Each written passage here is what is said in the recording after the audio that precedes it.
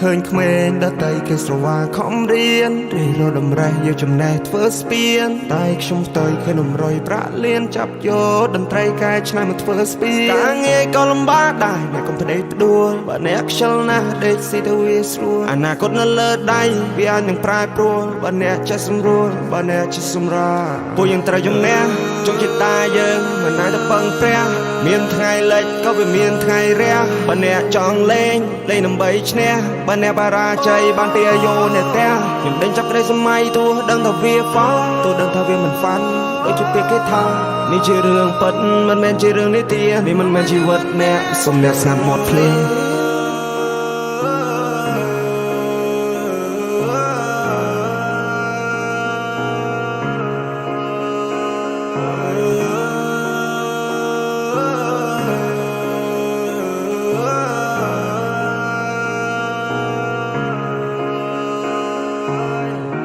ទីកន្លែងដែលมันធ្លាប់មកត្រូវផ្ដើមសារថ្មីក៏មិនຕົកសោកអោបមហិច្ឆតាតាំងពីផ្ទះមកសច្ចាខ្លួនអញបានដួលក្រោកចិត្តធំចេញក្រៅតែនៅមេក្តៅចង់ដើរផ្សងព្រេងក៏មកជីវិតបោកបៀមຕົកយ៉ាងណាក៏នៅតែទ្រាំព្រោះចិត្តចង់រកលុយតាំងពីក្មេងទឹកភ្នែកស្រកចោះអាណិតខ្លួនឯង300គីឡូម៉ែត្រខ្ញុំត្រូវខំសាងតំណែងដល់ដីថ្មីគ្មានអ្នកគេស្គាល់ត្រូវកសាងគេឈ្មោះចាំងចែងលើលោកនេះមិនមែនលំបាកតែឯងលទ្ធផលនឹងតបស្នងស្ដាយស្ដាយបើសិនជាអ្នកខំប្រឹងឈរជើងឲ្យមាននំណងមួយច្បាស់ដូចក្តឹងភាពក្រលំបាកខ្ញុំហឹង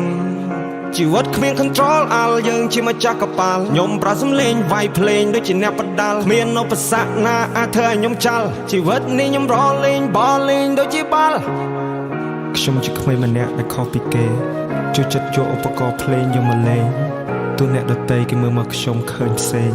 តែនេះគឺជាខ្ញុំមិនជួយចិត្តសំដែងមិនជួយចិត្តខ្លាញ់ខ្លាយជួយចិត្តសាសនាដែរឲ្យគ្រួសារ surprise នេះជាការពិតខ្ញុំមិនដោះស្លាប់តែខ្ញុំនឹងហោះឲ្យបានឆ្ងាយមានគេសើចមានគេយំព្រោះជីវិតខ្ញុំទុកនៅលើដៃរបស់ខ្ញុំជាអ្នកអមជើងរបស់ខ្ញុំចង់ដើរស្រេចតែខ្ញុំគ្រួសារគ្មានលុយដុំតែខ្ញុំអ្នកបង្កើតលុយដោយខ្លួនឯងម៉ាក់ប៉ាខ្ញុំបង្រៀនកូនឲ្យប្រឹងប្រែងជីវិតខ្លួនឯងកុំពឹងលើអ្នកដទៃប្រយ័ត្នណាពាក្យសម្ដីនិយាយច្រើនពីគ្មានន័យខ្ញុំគឺជាក្មេងម្នាក់ដែលជួយចិត្តសមាសម័យចង់គេស្គាល់ឈ្មោះទេពិសិដ្ឋតាមរយៈតន្ត្រីចង់ខ្លាចទៅជាកវីដែលមានសិទ្ធិសេរីភាពពេញលេញចង់ខ្លាចទៅជាមនុស្សដែលចងចាំមិនអាចដកចេញ No one supporting me and no one believing me I just want to say fuck you cause I need nobody I come here for fight មិនមែនមកប្តីផ្ដួលជីវិតនេះមានច្រើនដំណាក់កាលណាស់មិនមែនស្រួល This is the message for you all ចំណុចខ្សោយមិនត្រូវបានបង្ហាញមានតែភាពក្លាហានក៏មិនអាចទៅដល់ប្រើគោចំហខ្លួនឲ្យបានរឹងមាំប្រើចំណេះបញ្ជារាងកាយធ្វើវាមួយតើដិតដល់ឬអ្នកគិតថាខ្ញុំមិន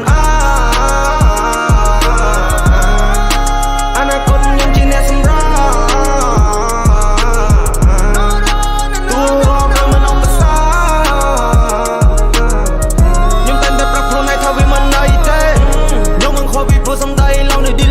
ជីវិតខ្ញុំអ្នកសម្រេចមិនមែនសម្រេចលើមាត់គេហៅខ្ញុំមកក្មេងលេខ1ណាបត់ខ្ញុំអត់ថប់ឃើញទេពេលនេះខ្ញុំស៊ីដេកលេងព្រួយខ្ញុំចាំបិទមាត់ពូននេះសោះណាធុញទ្រាន់នឹងជីវិតខ្ញុំធ្វើអ្វីមិនទាន់ស្គាល់ខ្ញុំពុកកមួនសន្មត់ក៏របៀបសំដីគ្រប់យ៉ាងដែលអ្នកឃើញសិតតែខ្ញុំកំណត់គេហៅខ្ញុំមកក្មេងលេខ1ណាបត់ខ្ញុំអត់ថប់ពេលនេះខ្ញុំស៊ីដេកលេងព្រួយខ្ញុំចាំបិទមាត់ពូននេះសោះធុញទ្រាន់នឹងជីវិតខ្ញុំធ្វើអ្វីមិនទាន់ស្គាល់ខ្ញុំពុកកមួនសន្មត់ក៏របៀបសំដីគ្រប់យ៉ាងដែលអ្នកឃើញសិតតែខ្ញុំកំណត់